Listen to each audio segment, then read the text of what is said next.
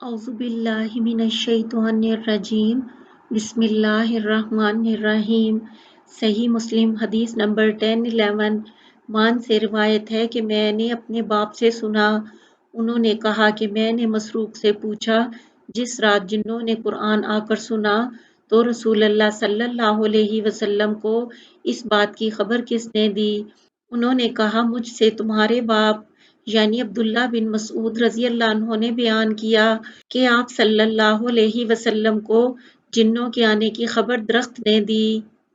صحیح مسلم حدیث نمبر 1012 ابو قتادہ رضی اللہ عنہ سے روایت ہے کہ رسول اللہ صلی اللہ علیہ وسلم ہم کو نماز پڑھاتے تھے تو ظہر اور عصر کی پہلی 2 رکعتوں میں سورہ فاتحہ اور 2 سورتیں پڑھتے تھے، اور کبھی ایک آدھ آیت ہم کو سنا دیتے تھے، اور ظہر کی پہلی رکعت دوسری رکعت سے لمبی ہوتی، اسی طرح صبح کی نماز میں۔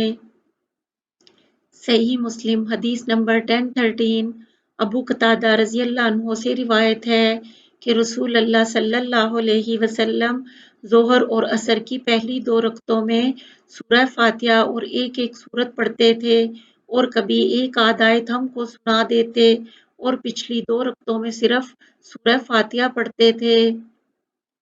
صحیح مسلم حدیث نمبر 1014 ابو سعید خدری رضی اللہ عنہ سے روایت ہے کہ ہم ظہر اور عصر کی نماز میں رسول اللہ صلی اللہ علیہ وسلم کے قیام کا اندازہ کرتے تھے تو معلوم ہوا کہ آپ صلی اللہ علیہ وسلم ظہر کی پہلی 2 رکعتوں میں اتنی دیر قیام کیا کرتے تھے جتنی دیر میں الف لام میم تنزیل السجدہ پڑھی جائے، اور پچھلی 2 رکعتوں میں اس کا آدھا، اور عصر کی پہلی 2 رکعتوں میں ظہر کی پچھلی 2 رکعتوں کے برابر، اور عصر کی پچھلی رکعتوں میں اس کا آدھا۔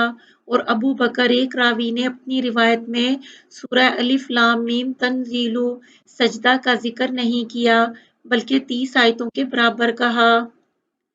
صحیح مسلم حدیث نمبر 1015 ابو سعید خدری رضی اللہ عنہ سے روایت ہے کہ رسول اللہ صلی اللہ علیہ وسلم ظہر کی پہلی 2 رکعتوں میں ہر رکعت میں 30 آیتوں کے برابر قرأت کرتے تھے، اور پچھلی 2 رکعتوں میں 15 آیتوں کے برابر، یا یوں کہا اس کا آدھا، اور عصر کی پہلی 2 رکعتوں میں ہر رکعت میں 15 آیتوں کے برابر، اور پچھلی 2 رکعتوں میں اس کا آدھا۔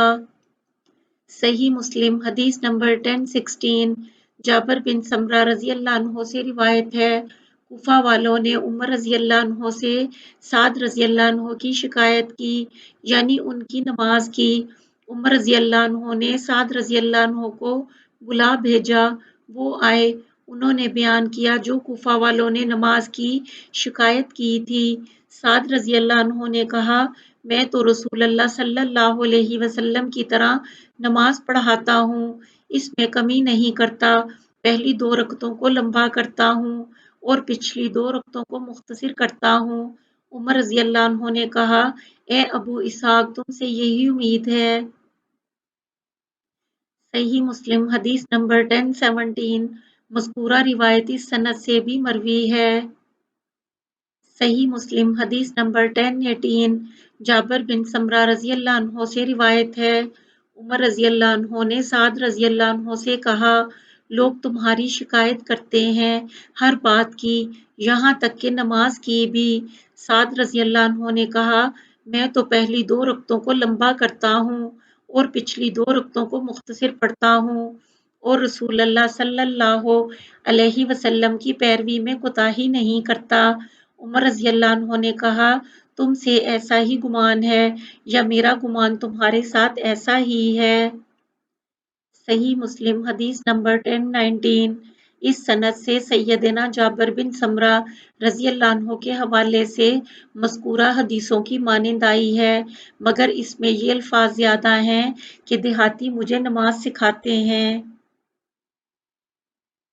صحیح مسلم حدیث نمبر 1020 ابو سعید خدری رضی اللہ عنہ سے روایت ہے کہ ظہر کی نماز کھڑی ہو جاتی تھی، پھر جانے والا بقیع کو جاتا اور حاجت سے فارغ ہو کر وضو کر کے آتا، اور رسول اللہ صلی اللہ علیہ وسلم پہلی رکعت میں ہوتے، اس قدر اس کو لمبا کرتے۔ صحیح مسلم حدیث نمبر 1021 قضا سے روایت ہے کہ میں ابو سعید خدری رضی اللہ عنہ کے پاس آیا تو ان کے پاس بہت سے لوگ جمع تھے۔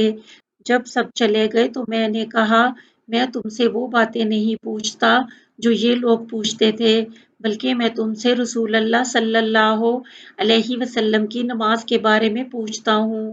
انہوں نے کہا اس کے پوچھنے میں تیری بھلائی نہ ہوگی کیونکہ تو ویسی نماز نہ پڑھ سکے گا، پھر کیا فائدہ؟ قضا نے دوبارہ یہی پوچھا۔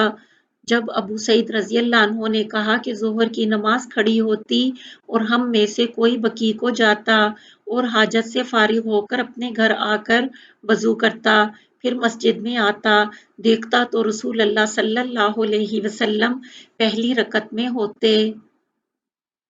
صحیح مسلم حدیث نمبر 1022 عبداللہ بن صائب رضی اللہ عنہ سے روایت ہے رسول اللہ صلی اللہ علیہ وسلم نے فجر کی نماز مکہ میں پڑھائی اور سورہ مومنون شروع کی یہاں تک کہ موسیٰ اور ہارون علیہ السلام کا ذکر آیا یا عیسیٰ علیہ السلام کا۔